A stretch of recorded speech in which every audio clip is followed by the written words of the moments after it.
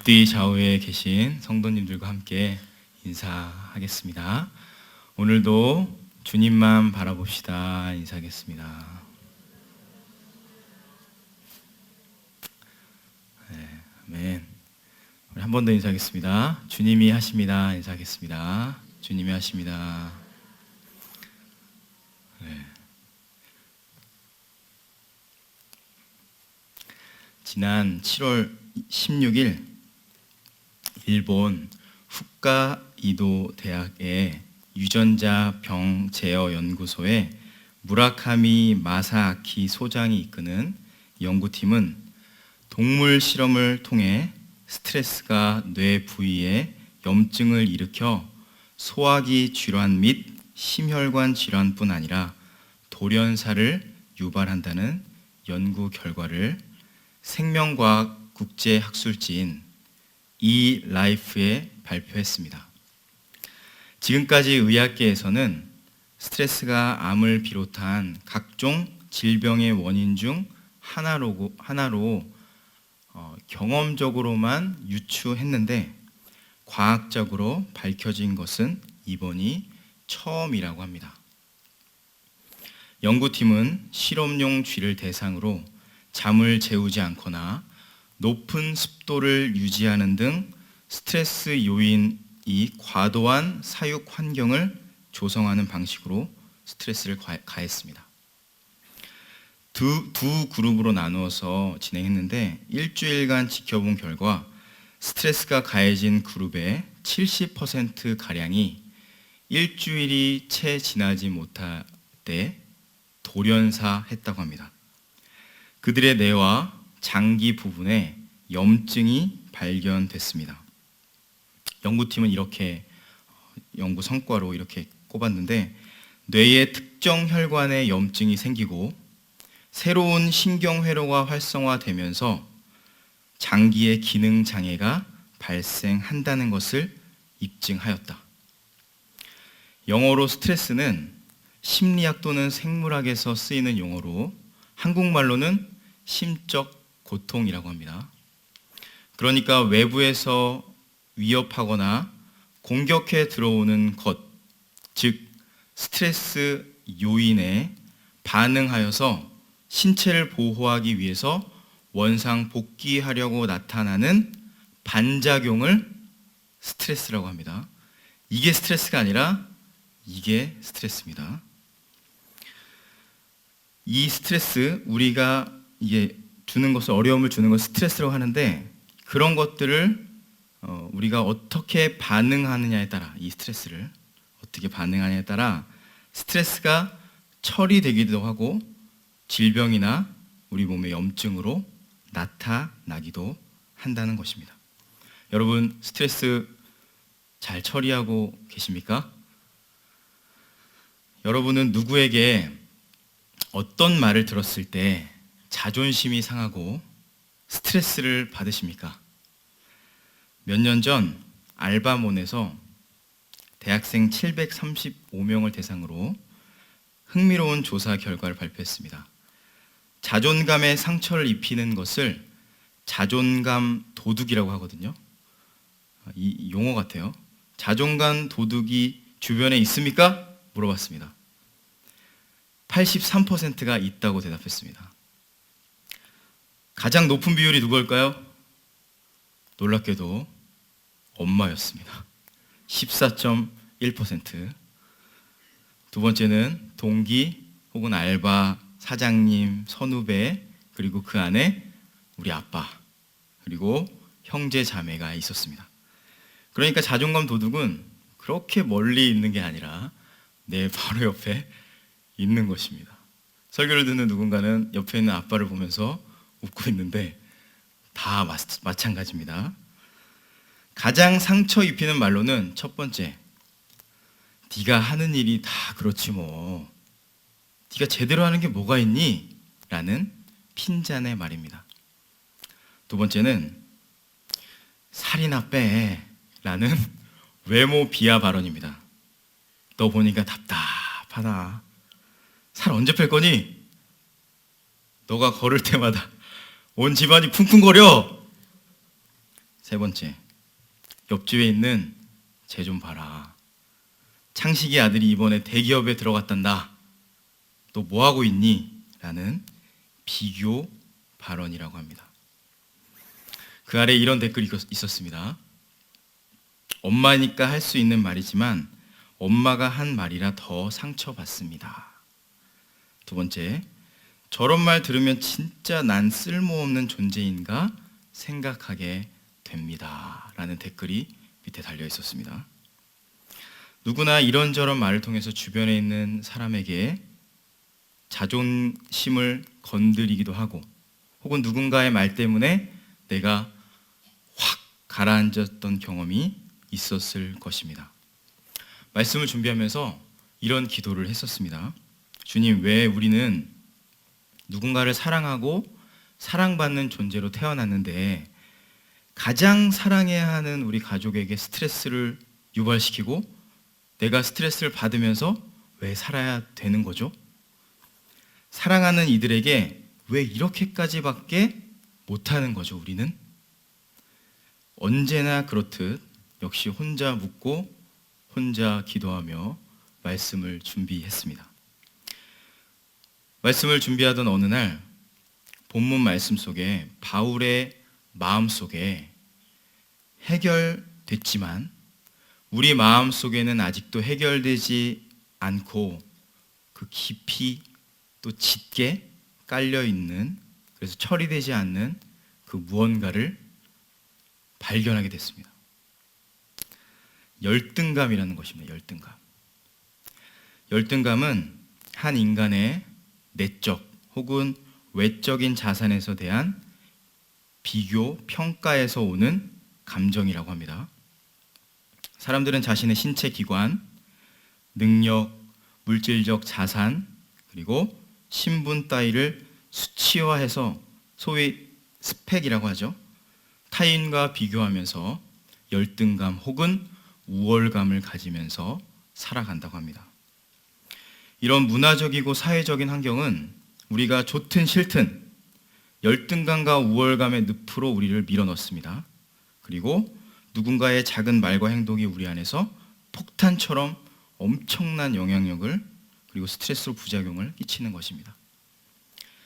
예전에 미국 코스타 유학 수련회에서 열등감 강의를 하셨던 분을 한국에서 우연히 만난 적이 있었는데 처음에는 유학생 수련회에서 어떻게 열등감 강의를 하실까라는 의구심을 가졌었는데 이해가 안 됐습니다. 왜냐하면 그분들은 다 대학교, 대학원 그리고 박사 이후의 과정을 하시는 뛰어난 분들이라고 생각했는데 열등감이 있을까라고 생각했는데 목사님이 이렇게 말씀하시더라고요. 유학생들의 세계에서도 서열과 등수가 있다. 그리고 서로를 열등감과 우월감으로 나누고 스스로 또 상대방을 평가한다고 얘기하면서 지금까지 강의를 다니면서 열등감이 없는 공동체를 한 번도 본 적이 없다고 그렇게 말씀하셨습니다. 그러면서 덧붙이는 말씀이 아직도 기억이 나는데 열등감은 병이라고 하시더라고요. 병. 선악을 알게 하는 선악과를 인간이 따먹고 나서 여러 가지 관점을 가지고 우리는 혼돈하면서 살아갑니다. 눈이 밝아지다 보니까 하나님처럼 비교하면서 살아갑니다. 자기가 옳고 그른 것을 판단하면서 살아가는데 가인이 아벨을 죽인 이유가 바로 여기에 있습니다. 사단은 비교하는 의식을 가지고 우리에게 무기를 줍니다. 비교하는 무기를. 가인은 열등감으로 누구를 죽였죠? 아벨을 죽이게 만들어버립니다. 하나님은 사실 우리를 창조적으로 크리에이티브하게 만드셨는데, 창의적으로 만드셨는데 어떤 분야에서 그랬기 때문에 뭐 좋고 나쁜 게 없어요. 다 우리는 창조적인 존재인데 내가 그것을 비교하고 살다 보니까 내 안에 열등감과 우월감이 생기는 것이 우리의 존재입니다. 그래서 이런 병에 걸렸는지 안 걸렸는지 평가할 수 있는 평가지를 가져왔습니다. 내가 무엇을 자랑하면서 살아가는지 여러분 스스로 한번 돌아보시고 나는 무엇을 자랑스럽게 여기는지 한번 점검해 보시기 바랍니다. 오늘 고린도로 쓴 서신에서 바울이 가장 많이 사용한 단어가 자랑하다라는 뜻을 가진 카우카오마이라는 헬라어입니다. 무려 15번이나 오늘 본문에서 혹은 그 전 장에서 등장합니다.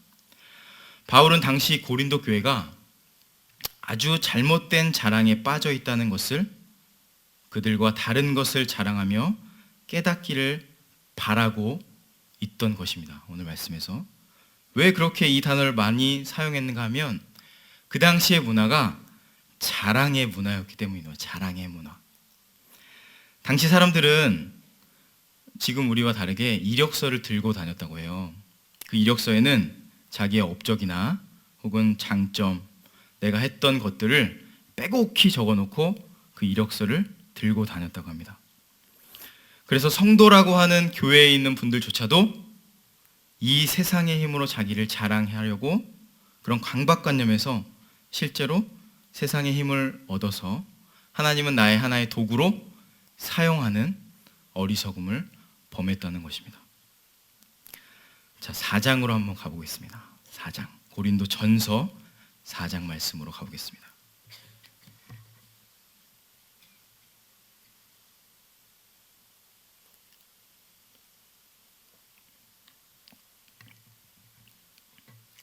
(4장) 7절에서 8절 말씀인데 한번 읽어보겠습니다. 7절 8절 말씀 시작. 누가 너를 남달리 구별하였느냐? 내게 있는 것 중에 받지 아니한 것이 무엇이냐? 내가 받았은즉 어찌하여 받지 아니한 것 같이 자랑하느냐? 너희가 이미 배부르며 이미 풍성하며 우리 없이도 왕이 되었도다. 우리가 너희와 함께 왕노릇하기 위하여 참으로 너희가 왕이 되기를 원하노라. 고린도 교인들은 교회가 마땅히 추구해야 할 것을 오해하고 있었습니다. 오늘 말씀을 쉬운 성경으로 번역하는 것을 잠깐 읽어드릴게요. 여러분이 하나님께로부터 받지 않은 것이 무엇이 있습니까? 모두 받은 것인데 왜 받지 않은 것처럼 자랑하고 있습니까? 여러분은 벌써 배가 불렀습니다. 이미 부자가 되었습니다. 우리 없이도 이미 여러분은 왕노릇을 하였습니다. 그들은 보시다시피 배가 부르는데 그리고 부자가 되렸는데에 혈안이 되어서 잘 먹고 잘 사는데 그것을 자랑하고 있었습니다.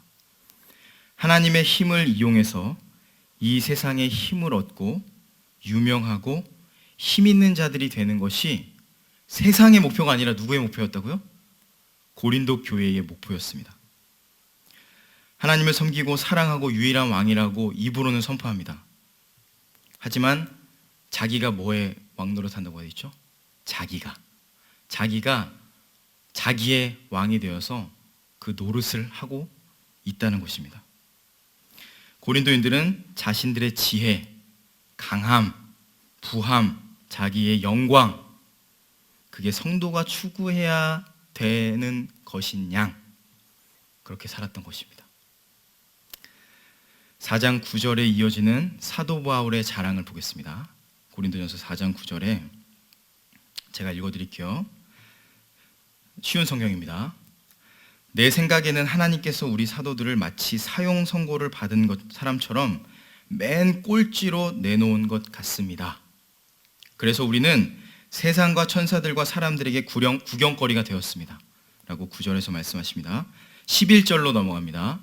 쉬운 성경으로 읽어드릴게요. 지금 이 순간까지 우리는 굶주리고 목마르고 헐벗고 매맞고 집 없이 떠돌아다니면서 12절 우리의 손으로 힘써서 일하였습니다. 우리는 저주를 받지만 축복해주고 핍박을 당하여도 참고 인내하며 13절 모욕을 당하여도 다정한 말로 대답하였습니다. 여기 밑줄을 쳐놨는데 바로 이 순간까지 우리는 세상의 쓰레기란 단어로 되어 있습니다. 쉬운 성경에 만물의 찌꺼기가 되었습니다. 16절 그러므로 여러분에게 권합니다. 나를 본받으십시오. 사도 바울이 무엇을 자랑하는지 여러분 보이십니까? 힘과 부와 번영과 명예와 자신들의 영광을 추구하면서 그것을 누리고 그것을 자랑하고 살고 있는 고린도 교회 사람들에게 그는 그것과 비교해서 더 영광스러운 것을 자랑한 게 아니라 뭘 자랑했죠? 자신의 연약함을, 자신의 부족함을, 자신의 추함을 자랑하고 드러냅니다. 심지어는 쓰레기라는 단어를 쓰면서 자신을 표현합니다. 그리고 쓰레기와 찌꺼기 같은 나의 삶을 뭐하라고 하죠? 본받으라고 합니다. 본받으라고. 여러분, 바울이 얘기하는 게 야, 니네 잘 먹고 잘 사니까 나처럼 살아야 되라고 하는 것 같습니까, 여러분? 셈이 나가지고 질투가 나가지고 이렇게 말씀하시는 것 같습니까? 사도 바울은 마음 깊은 곳에서 자신의 영혼과 진심을 담아서 하나님 앞에서 고린도 교회 앞에서 자랑하고 있었습니다. 자랑. 다시 고린도 후서 11장으로 가겠습니다. 11장과 12장으로 가면 더 진지하고 더 본격적으로 자신을 자랑하는데 11장 18절을 한번 다 같이 읽어볼까요? 11장 18절. 자, 시작. 여러 사람이 육신을 따라 자랑하니 나도 자랑하겠노라. 그다음 쭉 내려가서 23절 죄송합니다. 23절 읽어보겠습니다. 우리들이 그리스도의 일꾼이냐 정신없는 말을 하거니와 나는 더욱 그러하도다. 내가 수고를 넘치도록 하고 옥에 갇히기도 하고 더 많이 하고 매도 수없이 맞고 여러 번 죽을 뻔하였으나 24절 유대인에게 40에서 하나 감한매 3번 태장으로 맞고 한 번 돌로 맞고 파선하고 일주일 깊은 바다에서 지냈습니다. 자, 여기까지 읽겠습니다. 자, 26절, 27절, 28절까지 다 수많은 어려움들과 내가 겪었던 아픔과 연약함을 열거합니다. 30절 한번 읽어볼까요? 쭉 내려가서 시작. 내가 부득불 자랑할진대 내가 약한 것을 자랑하리라. 부득불은 헬라어로 데이라는 헬라어 동사인데 뭘까요? must, 반드시 해야만 한다 라는 뜻을 가지고 있습니다. 그러니까 반드시 내 약함을 자랑해야만 합니다 라고 하면서 자기의 약함을 철저하게 드러냅니다. 지금 이 바울의 선포가 이해가 되십니까, 여러분? 고린도 교회 사람들이 뭐라고 생각할 것 같으세요? 야, 저 사람 진짜 구원받는 사람 맞아? 왜 이렇게 연약함이 많아? 왜 이렇게 힘들고 왜 이렇게 힘들게 살아? 제대로 예수님을 믿는 거 아니야? 제대로 안 믿는 거 아니야? 진짜 사도야? 가짜 아니야? 라고 생각했을 것 같습니다. 왜냐하면 그들이 자랑한 걸 토대로 봤을 때 고린도 교회와 사도 바울의 결정적인 차이가 바로 여기서 등장하는데 바로 자랑하는 것이 무엇이냐? 사도 바울은 하나님만 완전히 붙들린 바 된 것을 알고 있었고 자신의 연약함을 자랑하면서 내가 누구에게 붙들린 바 됐는지를 증명하고 있었던 것입니다. 반대로 고린도 교회는 세상에 썩어질 것들, 세상의 가치, 자신의 힘, 능력 자랑하면서 그것을 위하여 내가 살아가고 있습니다라고 스스로 증명하고 있었습니다. 예를 들어 설명해 볼게요. 담임 목사님께서 예를 드는 겁니다. 실제 하신 건 아닌데 피아노를 여기 피아노가 있잖아요. 이 피아노를 저에게 5층으로 옮겨 놓으세요 라고 말씀하셨다고 가정해 보겠습니다. 전 옮길 수 없는데 저에게 말씀하셨으니까 옮길 수 없는데 옮길 수 있다고 제가 믿고 선포합니다. 그리고 하나님께 기도합니다. 하나님, 제가 이걸 옮길 수 있게 도와달라고. 그리고 피아노를 붙잡고 밤이 새도록 울부짖습니다. 밤이나 낮이나. 이곳에 오고 가는 권사님, 집사님, 장로님들이 뭐라고 생각할까요? 저 목사 저기서 뭐하고 앉아있는 거야? 라고 생각하겠죠? 절대로 이 피아노가 옮겨질 수 없습니다. 그럼 어떻게 하면 될까요? 간단합니다. 여러분 다 아는 겁니다. 저 항상 여러분 다 아는 걸 말씀드리는데, 내 힘으로 피아노를 옮길 수 없다는 것을 빨리 내가 인식하고 어떻게 하면 될까요? 할 수 있는 교역자와 우리 집사님들, 남자 집사님들 불러서 함께 옮기면 됩니다. 그렇죠?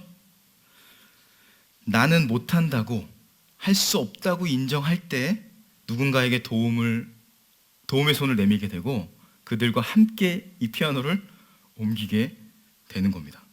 그런데 우리는 할 수 있다고, 나는 할 수 있다고 착각합니다. 그리고 내가 해야 되니까 나에게 이 피아노를 옮길 수 있는 힘을 달라고 기도합니다. 그렇게 자기가 하려고 밤새도록 씨름하다가 그 꼴을 당하게 되는 겁니다. 저처럼. 아침에 일어났는데 눈이 안 보입니다. 예를 드는 겁니다. 지금 계속 눈이 안 보입니다. 처음에는 눈도 막 비벼보고 막 약도 먹어보고 하는데 아수라장이 됐겠죠. 집이. 전화도 못하죠. 안 보이니까. 소리도 질러보고 욕도 막 해보고 이것저것 해보다가 더 이상 아무것도 할 수 없을 때 어떻게 할까요? 물론 옆집에 얘기할 수도 있겠지만 기도를 하지 않을까 생각해 봤습니다. 기도. 주님, 나 오늘 하루 어떻게 살죠? 앞이 안 보여요. 화장실도 못 가고 밥도 못 먹고 어떻게 되죠? 부모님과 친구들에게 이 사실을 어떻게 알리죠? 전화가 안 되는데? 아무것도 못합니다. 주님, 간절한 마음으로, 정말 간절하겠죠? 간절한 마음으로 주님을 찾고 그분의 도우심을 구하지 않겠습니까, 여러분? 그런데 일어났는데 눈이 잘 보인다. 그렇다고 해서 아무렇지 않게 살아가는 것이 우리입니다. 잘 보이니까 그냥 잘 보이네 하고 살아가는 게 우리입니다. 근데 정말 나의 육신의 눈이 떠졌다고 내가 제대로 살아가는 걸까요? 내가 살아가는 것인데, 차라리 육신의 눈이 보이지 않을 때 하나님을 전적으로 의지하는 우리가 아닌가요? 우리는 눈이 멀쩡하고 사지가 멀쩡하기 때문에 내 멋대로 살아갑니다. 내 멋대로. 내가 다 맞는 줄 알고, 내가 보는 것이 다 보는 건 줄 알고, 내가 아는 게 다 진리인지 알고 어리석게 내 힘으로 살아가는 것이 우리입니다. 그런데 우리가 진정으로 하나님 나라에 사는 것은, 비밀을 말씀드린 거예요. 아까 여러분 다 들으셨지만 진짜 하나님 나라에 사는 것은 나의 약함, 보이지만 보이지 않는 것 인정하고 나의 연약함을 자랑하고 드러내면서 나는 아무것도 할 수 없는 존재라는 것을 내가 받아들이고 믿어질 때에만 주님의 손에 붙들려서 성령의 호흡으로 살아갈 수 있는 겁니다. 자녀들을 고치려고 하는 것, 혹은 부부간에 서로를 고치려고 하는 것, 의도는 귀한 것입니다. 그런데 흔히 저지르는 실수 중에 하나가 뭐죠? 내가 고치려고 합니다. 내가 저 사람의 저 버릇과 저것을 싸그리 고쳐야지. 자녀들도 마찬가지로. 여러분도 잘 아시다시피 할 수 있습니까, 여러분? 우리가 주님께 완전히 황복하고 우리의 힘이 0%가 됐을 때 주님의 100%의 은혜로 여러분이 기도하는 그 사람이 변화되는 것입니다. 우리의 힘과 능력으로 절대 안 됩니다. 그런데 그걸 우리는 너무나 잘 아는데 안 됩니다. 인정이 안 됩니다. 분별이 안 되니까. 그리고 열등감, 우월감 속에서 답답한 인생을 살아가는 것이 바로 저와 여러분들이 아닌가 싶습니다. 내가 얼마나 약한지, 그리고 내가 얼마나 죄인인지, 내가 얼마나 소망이 없고 주님 없으면 죽을 수밖에 없는 자인지 인식하고 진짜이신 주님을 붙들게 되면 이런 기도가 나옵니다. 주님, 저는 아무것도 하지 못합니다. 주님이 다 해주세요. 라는 기도가 그냥 제가 입술로 하는 게 아니라 여러분의 존재로 그 기도가 나오는 겁니다. 여러분의 영혼으로. 여러분 무엇을 자랑하고 무엇을 붙들고 계십니까? 고린도 교인들은 근사하고 강한 세상의 것들을 붙들었고 자랑했습니다. 그것은 포로가 되어서 아무짝에도 쓸모없는 자신의 힘과 능력을 의지하며 살았습니다.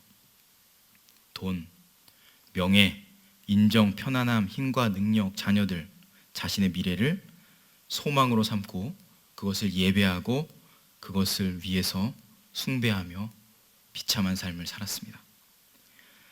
고린도후서 12장 7절 오늘 본문 말씀 전에 이런 말씀이 있어요. 여러 계시를 받은 것이 지극히 크므로 너무 자만하지 않게 하시려고 뭐라고 되어 있죠? 내 육체의 가시 곧 사탄의 사자를 주셨으니 이는 나를 쳐서 너무 자만하지 않게 하려 하심이라. 심지어 사도 바울은 육체에 가시까지 있었습니다. 가시. 어떤 학자들은 안질 혹은 간질, 어려움이나 장애라고 유추합니다. 그 장애를 떳떳하게 이야기하고 있죠. 하나님께서는 그 가시를 준 것에 대해서 이 사도 바울은 떳떳하게 인정하고 그것을 자랑하고 그리고 그 연약하고 그 부족한 자기의 모든 가시까지도 하나님이 주신 걸 인정하면서 자기를 부인하면서 살았습니다. 이 가시는 고문도구라 그래요. 고문도구. 그래서 전쟁에서 이제 상대방을 잡았을 때 여기서부터 여기까지를 찔러서 뾰족한 꼬챙이로 찔러서 고통스럽겠죠. 아군의 사기를 높이기 위해 그 적군을 질질질 끌고 다니는 그런 도구라고 합니다. 바로 그 가시가 바울에게 있었는데 고통스럽고 얼마나 수치스러웠을지 한번 상상해 보십시오. 여러분에게 있는 분들도 여러분에게 어려움이 있는 분들은 동일하게 생각해 보시고 그런데 바울은 이렇게 얘기하는 겁니다. 나는 엉뚱한 세상의 말과 주어진 상황이나 상태로 일희일비하는 것이 아니라 하나님이 나와 함께 하시는 것에 기뻐하고 그것으로 충분합니다. 나는 그 주님을 자랑하는 삶을 삽니다. 라는 것을 자신의 삶으로 그리고 고린도 교회 그 편지로 나타냈습니다. 여러분 무엇을 자랑하십니까? 오늘 본문 말씀 다시 한번 볼까요?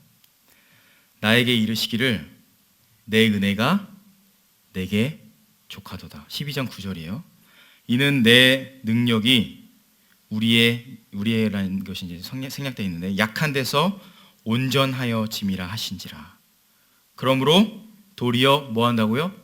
크게 기뻐함으로 나의 여러 약한 것들에 대하여 자랑하리니 이는 그리스도의 능력이 내게 머물게 하려 함이라까지만 읽겠습니다. 내가 나의 인생 속에서 겪는 흉년, 수시로 우리를 절망시키는 여러 시험들을 통해 나에게 약함과 연약함과 비참함을 인정하고 나의 야망과 세상적인 비전을 그 허망함을 직시하고 나의 지혜와 명철은 얼마나 쓰잘데기 없고 쓰레기 같은 것인지 깨닫게 됩니다.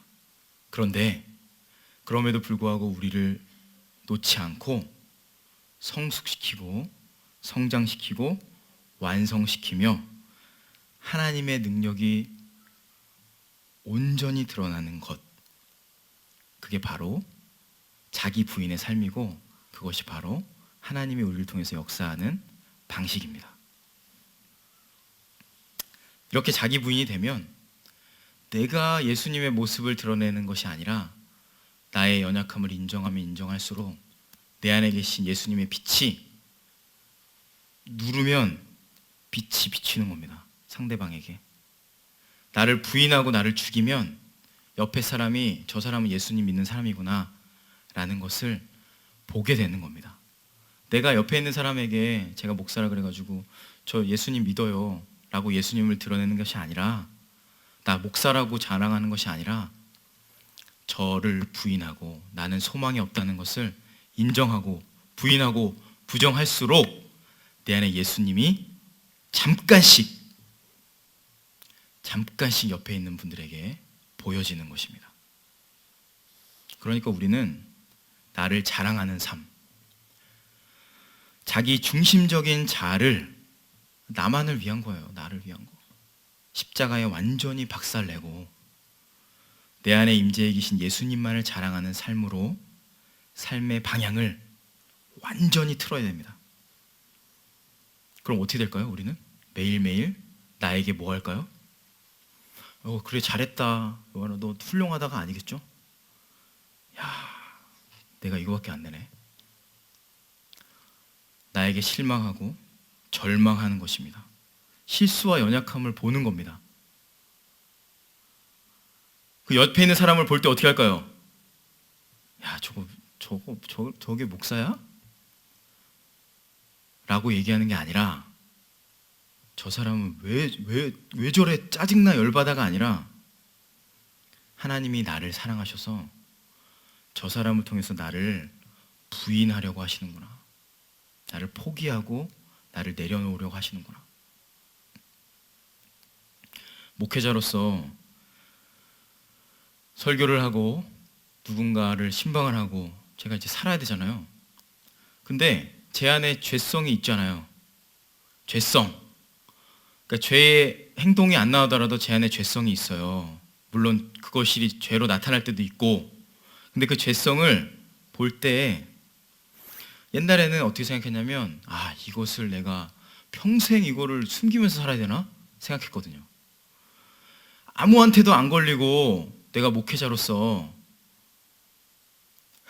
죄인인데 어떻게 안 걸리면서 살까 생각하면 생각할수록 힘들더라고요. 평생 이렇게 하려면 안 해야겠다 생각까지 했습니다. 괴로우니까. 그런데 주님을 진정으로 만나게 되면서 깨달아진 건, 내가 잘하고, 그러니까 왜 이렇게 할까요? 왜 내가 숨길까요? 내가 잘하고 나이스한 모습을 보여야 되니까. 근데 내가 잘해서 내가 가진 게 많고 잘생기고 키 크고 훌륭하고 뭘 해내서 하나님 쓰시는 게 아니라는 겁니다. 지금까지의 삶을 돌아봐도 부족함과 연약함 속에서만 역사하셨어요. 주님이. 항상 실수하고 내가 잘못하고 넘어졌을 때 인간적으로 저건 다 실패다, 망했다, 전적으로 누군가의 도움이 필요했을 때, 답이 안 나올 때, 부족함과 연약함으로 완전히 제가 뒤덮여 있을 때, 바로 그때 주님이 역사하셨어요. 여러분의 삶인데 동일하다고 저는 생각합니다. 여러분, 부흥이 뭘까요? 부흥? 사람이 많이 모이고 교회와 부서와 내가 맡은 곳이 커지고 행사 많이 해가지고 사람들에게 인정받고, 잘합니다, 최고입니다 라고 하는 것이 부흥일까요, 여러분? 영어로 리바이벌, 다시 살아나는 것인데, 죽은 것과 같은 절망적인 상황이 먼저 죽어야 됩니다. 죽은 것과 같은 절망적인 상황이 회복되는 게 부흥이에요, 여러분. 죽은 것이 살아나는 거예요. 그럼 부흥의 주체가 뭘까요? 나라고 하시면 여러분 곤란합니다. 하나님이십니다. 하나님만 그 부흥의 주체입니다. 그렇다면 누가 부흥을 꿈꿀 수 있을까요? 하나님만 완전히 100% 의지하는 사람. 지금까지 인도하신 하나님, 나를 지금도 인도하신 하나님. 내 의지는 전혀 없습니다. 나의 실력 전혀 없습니다. 오직 주님만이 나를 여기까지 인도하셨고 나를 지금도 세웁니다. 그분이 부흥을 할지 안 할지 모릅니다. 그분만 부흥을 경험할 수 있는 조건을 가진 분이에요. 그때 여러분의 가정, 여러분의 부서와 교회, 여러분의 직장, 여러분의 모든 삶이 마찬가지입니다. 그러므로 이제 우리의 약한 것을 통해 주님만을 자랑하고 진정한 부흥이 여러분을 통해 여러분의 삶과 영혼과 여러분의 가정과 직장과 여러분의 자녀들에게 임하기를 축원합니다. 반주 부탁드려요. 호숫가에 나란히 앉아서 손주와 할아버지가 이런저런 이야기를 나누고 있었습니다. 손주가 희한한 질문들을 계속 던지는 거예요.